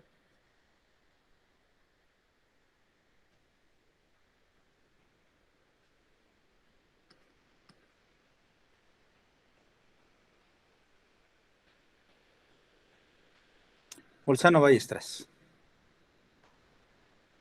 Bueno, hay gente que lo Ballestras. Le escribe doble S o que le ponen la Z de los alemanes, ¿no? Como gusten. Bueno, esa letra tiene una historia bonita porque en español nosotros lo transcribimos como SS, ¿verdad? Pero como en Gauss. Pero los alemanes lo escribían como una S estirada y una especie de Z, así. Que la S en alemán se dice S y este es el Z, ¿no? No sé si lleva la T. Por eso le dicen Z. Pero la gente juntó estas dos cosas y pues finalmente es como la beta. Entonces por eso en alemán muchas veces van a encontrar estas cosas así, ¿verdad? ¿Sale? Bueno, este, mm, ¿qué dice este teorema? Miren, es bien importante. Si S es un subconjunto de R, también lo probó Alberto. Si es infinito, pero no solamente infinito, sino además acotado, entonces existe A, un punto de los reales, punto de acumulación, el conjunto S. Sí, Es lo que le había preguntado la otra vez, nada más que, pero es que no puedo ocupar que es acotado,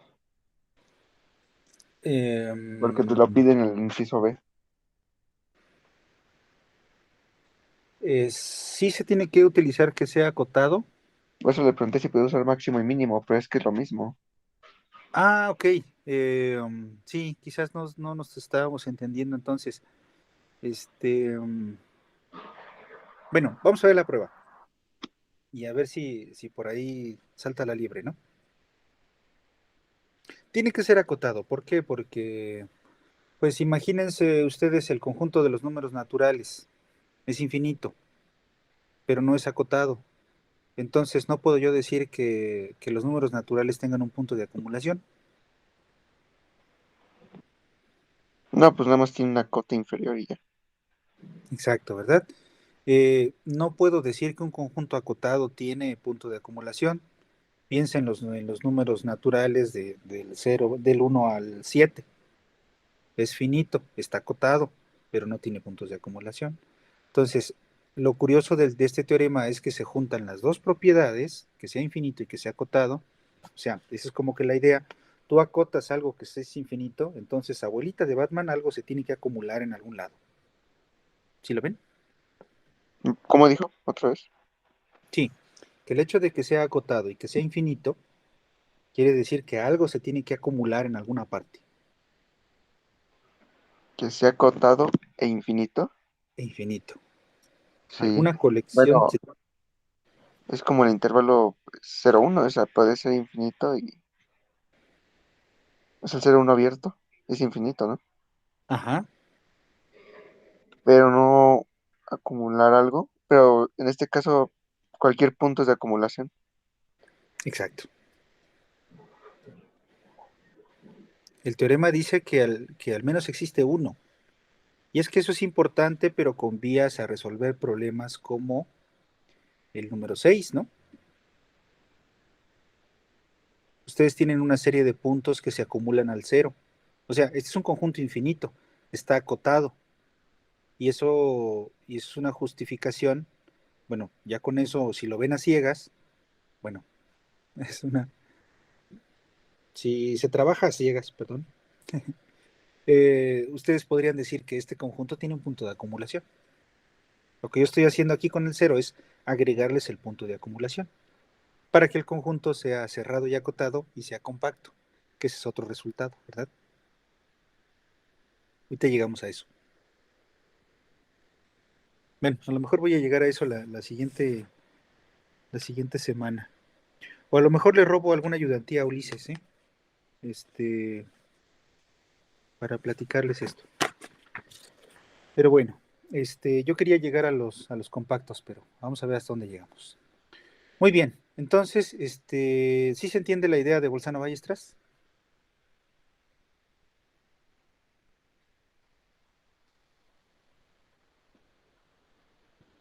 Ah, sí, o sea, bueno, ahorita entenderlo mejor, como que si puedes acotar un infinito es como si se apachurraran, ¿no?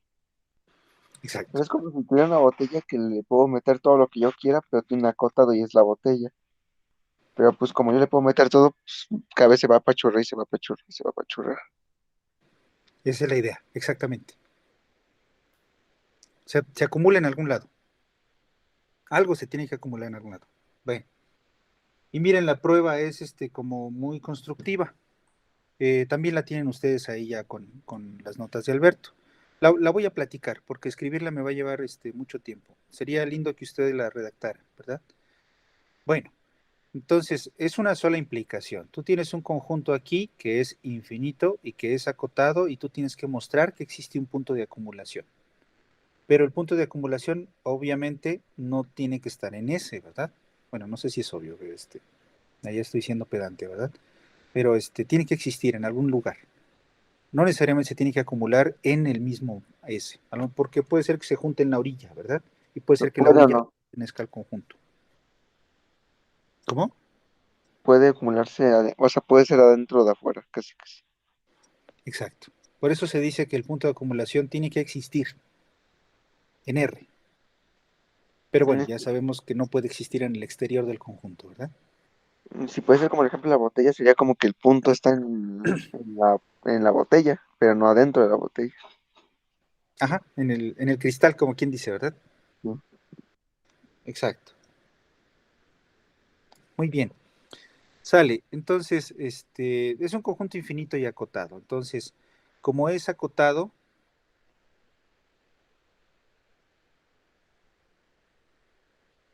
existe un número real positivo que normalmente lo entendemos, así como cuando ponemos épsilon en nuestra mente está un número positivo chiquito, cuando ponemos una m y normalmente es una cota, pensamos que es un número lo suficientemente grande, ¿verdad? Como está acotado, existe una m tal que el conjunto S tú lo puedes meter en este intervalo.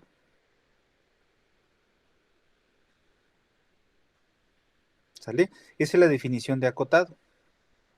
Entonces, ¿dónde está mi conjunto M? Pues no lo sé. ¿Cómo es? Tampoco lo sé. Perdón, mi conjunto S. Por ahí anda mi conjunto S. Sale. Puede ser que tenga intervalos, que tenga puntos salteados, no lo sé, como sea. Lo que sí sé es que, por ejemplo, si por aquí resulta estar el 0, por decir algo, entonces yo puedo encontrar aquí una m y aquí una menos m, ¿verdad? De manera que todo mi conjunto quede metido en ese intervalo. Eso sí lo puedo hacer. La cuota va a ser muy grande, bueno, va a depender del conjunto. ¿Vale? Esta es la idea. Ok, ya lo metiste en un intervalo. El intervalo pues lo puedes hacer tan chico como sea necesario, como lo pida el conjunto S. La M la puedes poner muy grande también, no pasa nada. Sí,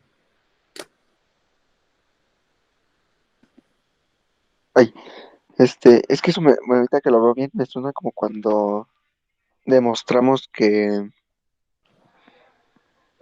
una sucesión es no, ¿cómo es? Converge si está acotada y es el mismo teorema, de hecho. sí, porque nos vamos a tomar el máximo, ¿no? De los elementos de ese. Más o menos. Ahorita A vamos ver, a ver. En lo de la sucesión es una aplicación, porque una sucesión es un conjunto infinito, siempre y cuando todos los puntos de la sucesión sean distintos entre sí. Y si está acotada, pues entonces es un infinito que estás encerrando, que debe de tener un punto de acumulación, entiéndase, el límite de la sucesión. O una ay, subsucesión tiene un límite. ahora Es sí más, la estoy tachando. ¿vale? Sí, exacto. Sí, se puede presentar de esa manera también. Bueno, entonces, ¿qué se hace en esta situación? Pues lo que vamos a hacer es partir nuestro conjunto en dos. Vamos a partir justo a la mitad. Bueno, no, antes de eso. Ah, pues sí, ya está partido por el cero. Entonces, uno dice lo siguiente. Si tu conjunto es infinito, pues bueno, pártelo en dos. Ahí está el cero. Entonces, puede ser que el infinito esté aquí o bien que esté aquí. Si no está en el lado izquierdo, que puede suceder, ¿verdad? O puede ser que esté en los dos lados. Bueno, tómate un lugar donde sigas teniendo una cantidad infinita de puntos. Ah, pues fíjate que fue el lado derecho. A esto la gente le dice sin pérdida de generalidad. Lo escriben así, sin pérdida de generalidad o without loss of generality. Lo escriben así en inglés, ¿verdad? Sin pérdida de generalidad, ustedes pueden suponer que el infinito quedó en un lado del intervalo. ¿Por qué sin pérdida de generalidad? Porque, bueno, siempre puedes elegir dónde está el infinito, ¿verdad? O sea, si sucede que en un pedazo queda una cantidad finita, como ese es infinito, es una hipótesis, tiene que estar ese infinito allá adelante. ¿Por qué? Porque los conjuntos infinitos son así, ¿verdad? Esta idea del hotel infinito de Hilbert, no sé si lo han escuchado en algún momento. Ustedes Sí, tienen una cantidad infinita de puntos, si le cortan los tres primeros, por ejemplo, pues todo lo demás sigue siendo infinito, ¿no? Y es lo que, bueno, el hotel de Hilbert es para otra cosa, ¿verdad? Pero es más o menos la idea. Entonces, todos los puntos, la cantidad infinita está aquí, ok. Entonces, en ese lugar donde la cantidad infinita está, vamos a renombrar el intervalo como A1, A2, ¿sale?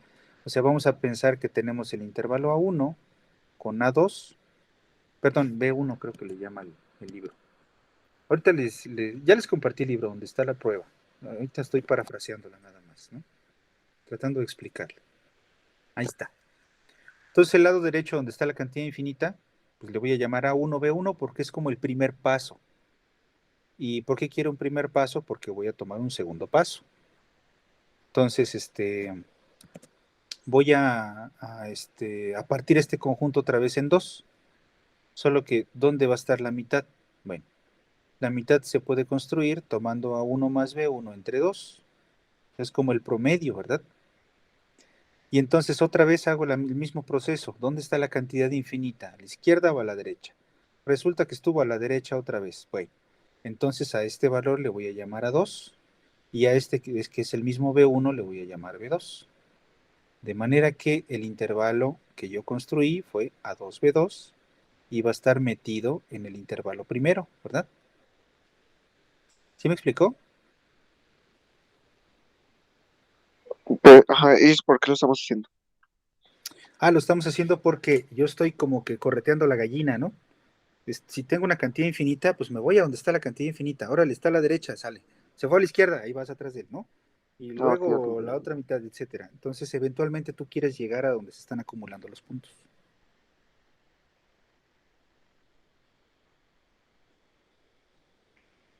¿Sí se entiende eso?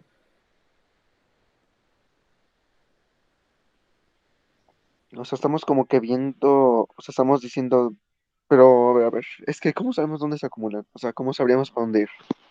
Depende del conjunto. Pero como lo estoy, la prueba en este caso es una construcción, es un procedimiento. Ok, no sé cómo sea tu conjunto infinito y acotado, no puedes decidir que al partir a la mitad del conjunto siempre te vas a ir a la izquierda o siempre te vas a ir a la derecha. No, tú vas a decir, bueno, ¿a dónde te vas? Depende del conjunto. Si a la derecha está tu cantidad infinita, te vas para allá. Lo partes en dos, otra vez tienes dos pedazos. Si ahora está a la izquierda, bueno, te pones a la izquierda. Lo vuelves a partir en dos. Ok, ahora está a la derecha. Ahora la derecha, la izquierda, etcétera, ¿no? Es como una especie de algoritmo que depende de cómo sea tu conjunto, pero es un procedimiento que eventualmente tiene que funcionar. ¿Sale? Sí, ya, ya, ahí sí. Entonces, finalmente ustedes van a construir una serie de intervalos anidados. Se construye así. Voy a poner aquí.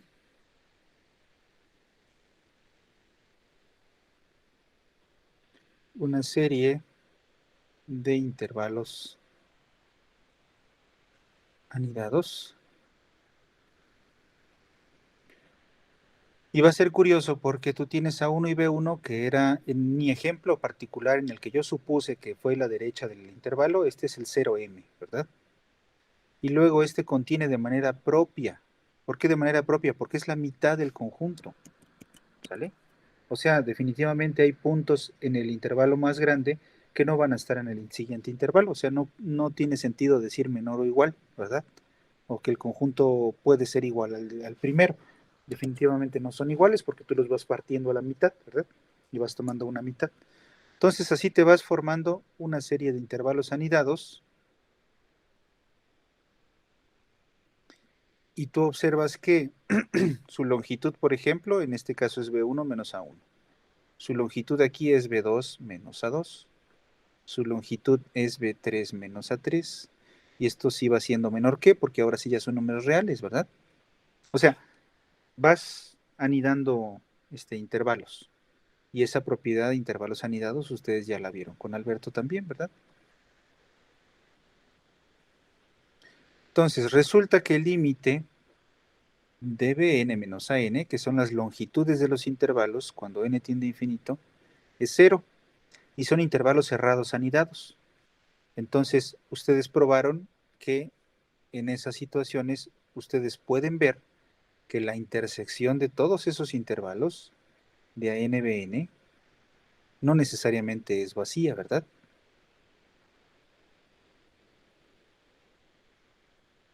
O sea, que esa serie de intervalos en algún momento, en algún momento no, bueno, no es vacía, ¿sale? O sea, la propiedad de los intervalos anidados que normalmente nos definen un puntito. ¿Sí me explicó? Sí, O sea, suponiendo que siempre los vamos a anidar, o sea, una cantidad infinita de veces. ajá. Ah, pues sí, entonces sería un punto, ¿no? Porque El procedimiento va, exacto, va haciendo chiquito, ¿no? Y es con longitudes distintas cada vez. O sea, si las longitudes fueran son restas, ¿verdad? Pero finalmente nos definen un número. Entonces esta resta se va haciendo cero. Nunca va a ser cero, pero se acerca al cero. Y y ese entonces, número sería el punto de acumulación. exactamente, ¿verdad? Ese punto que existe. Pero bueno, para que sea punto de acumulación falta un detalle. Hay que observar que ANBN, bueno, me ponerle otro índice, AKBK, intersección con S es no vacío. O sea, ¿por qué es no vacío? Pues por la construcción. De hecho, cada uno de estos intervalos tiene una cantidad infinita de puntos. Bueno, no exageres, nada más necesito uno. ¿sale? Entonces, tómate ahí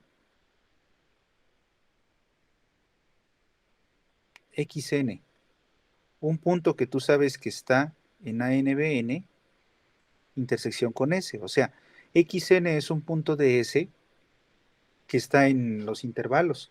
¿Por qué? Porque el punto que tú quieres mostrar, o sea, si esto es no vacío, entonces existe A, un punto en la intersección de todos los intervalos. Tú quieres que ese punto, en realidad, tú estás agarrando intervalos anidados, pero son intervalos de reales, que encierran al conjunto S. No hay garantía de momento, y con esa sola proposición, de que los intervalos tengan puntos de S. Pero bueno, sí lo tienen por la construcción, porque tú supusiste que es infinito. Y al ser infinito, pues tú vas correteando la gallina, vas correteando el infinito. Las intersecciones de cada intervalo con S son no vacías, al menos tienes un vato ahí que pertenece a S. Ah, ok. Entonces hemos construido una sucesión de los xn, o sea, aquí hay un x1, x2, x3, x4, de manera que esta sucesión tienda a A. Entonces, A es punto de acumulación de S. Pero todos estos tienen que estar en S, porque si no, no puedo decir que es un punto de acumulación de S. ¿Sí me explico?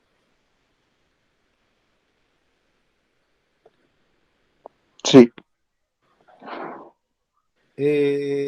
Fui a informar por el tiempo, porque ya no me va a alcanzar no voy a alcanzar a terminar.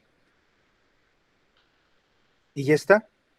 Entonces, fíjense ustedes que esta construcción, bueno, eh, sí, necesito, ay, ya no tengo espacio, pero vamos a poner así como conclusión.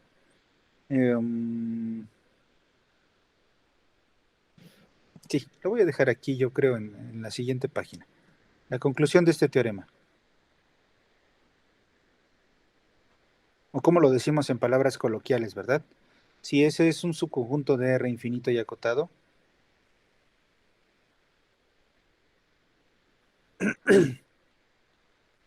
cualquier, bueno, si ese es un subconjunto de R, más bien,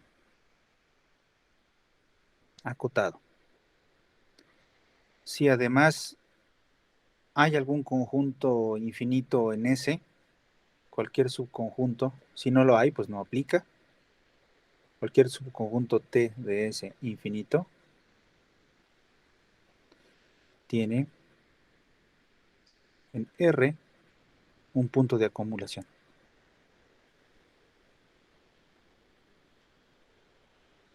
O en otras palabras, se le puede construir una sucesión no constante convergiendo a algún punto, ¿verdad? Se puede construir una sucesión no constante con puntos de T y convergente. ¿Qué es lo que decías, no, Israel? sí, Y bueno, el valor de los teoremas, ya con esto acabo, el valor de estos teoremas es que nos proveen técnicas, ¿no? Yo quiero probar que hay un punto de acumulación en un conjunto. Bueno, si quiero probar que existe, pues nada más es un teoremazo, ¿verdad? Aplicación de Bolzano-Weierstrass, justifico que el conjunto es infinito y es acotado, y este resultado me dice que existe un punto de acumulación. Pero muchas veces no es suficiente, ¿no? Como el chiste del físico y el matemático, ¿no? Que que vean dos físicos y un matemático que están saliendo a la casa.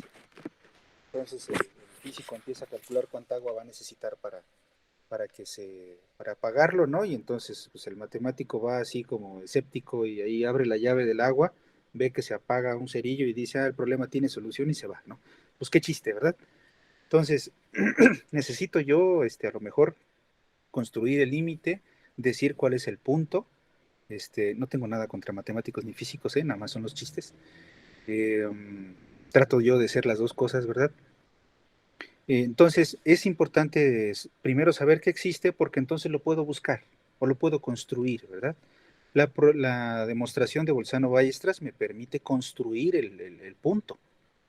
Y por eso se dice que no necesariamente son todos los puntos de S, porque S puede tener muchos puntos de acumulación.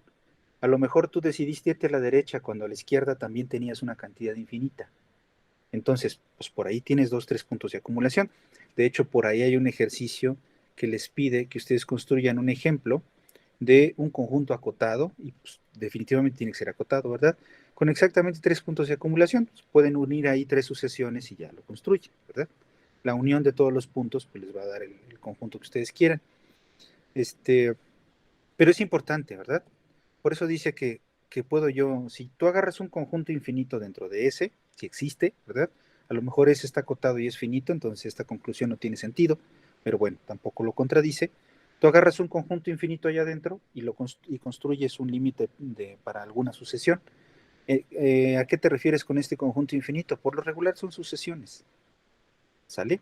¿Y por qué quieres hacer eso? Porque a lo mejor ese conjunto S es un dominio de una función y mientras tú te acercas a ese punto, la función se va acercando a otro valor que tú quieres, ¿vale? Entonces todos estos teoremas me permiten ir con pies de plomo, ¿verdad? Ir construyendo toda la teoría de los límites, pero de manera así muy, muy precisa. Pues ya me callo, me faltó, yo quería llegar a las cubiertas abiertas, este, déjenme ver si puedo por ahí robarle alguna sesión a Ulises y lo revisamos antes del siguiente fin de semana. ¿Sale? ¿Hay alguna duda, algún comentario hasta aquí?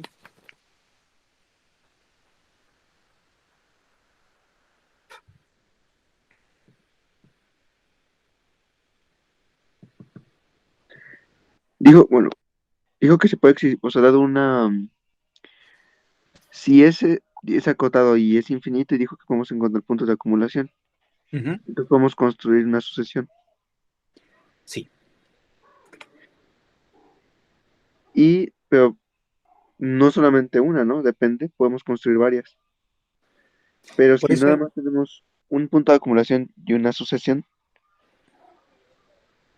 mm, sí.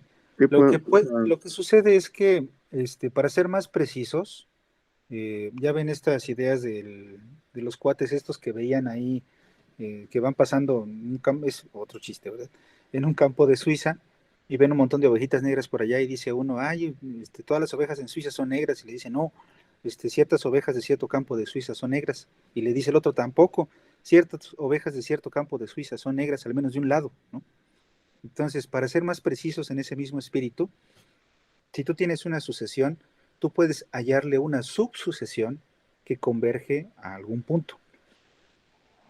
¿Por qué? Porque la sucesión puede que al inicio pues haga lo que quiera, ¿no? ok, eso podría ser como la de, o sea, una que vaya brincando, bueno, como la del que brincando del uno al menos uno, al un medio y así, ¿no? O sea, se vaya acercando de los dos lados. Entonces yo puedo agarrar una suposición que nada más se acerque de un lado Ajá, y otra que exacto, se le acerque de otro. O sea, exactamente. Y como, también puede ser que a esa sucesión tú le pegaste un intervalo por allá de aquel lado, ¿no? Y entonces si por alguna razón del 20,000 al 350,000 los puntos caen en el intervalo y no se están acercando al punto, pues ¿para qué lo quieres, verdad? Entonces tú puedes elegir una subsucesión, eso es lo que te dice el teorema, y esa subsucesión converge al punto que tú quieres. Por eso este comentario, ¿verdad? T subconjunto de ese infinito que tiene un punto de acumulación. O sea, no el conjunto de ese completo, porque puede que no lo necesites o no lo quieras o no te importe, ¿no?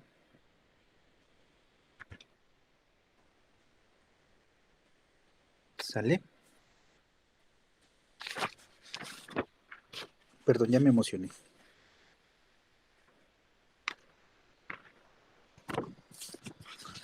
Dice, si ustedes no sienten emoción en su corazón, entonces ya no quiero nada, ¿no? Como dicen los memes. Bueno, sí, respondes a tu pregunta, Israel. sí, pero bueno, es que tengo que analizarlo para ver lo de las cubiertas. Lo de las cubiertas nos hace falta, sí. Este, um, o igual déjenme ver si más tarde tengo chance, les grabo les grabo la clase. Ah, Aunque ok. sí, lo ideal sería que ustedes estuvieran, pero bueno, yo creo que lo puedo grabar. Por acá lo tengo preparado. A lo mejor me llevo una media hora, unos 40 minutos más. ¿Sale? Para que aprovechen su fin de semana.